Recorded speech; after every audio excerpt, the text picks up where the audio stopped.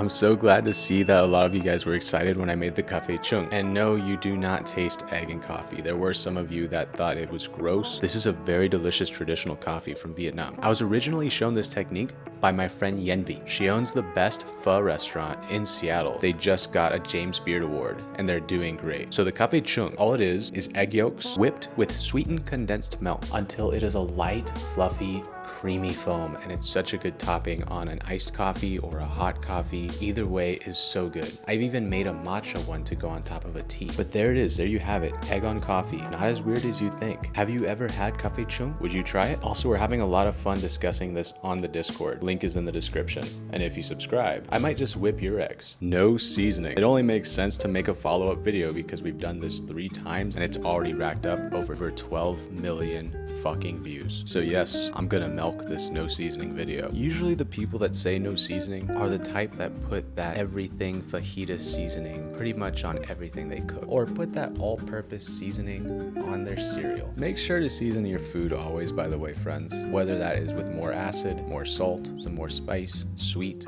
or some umami. Make sure to season your food and taste.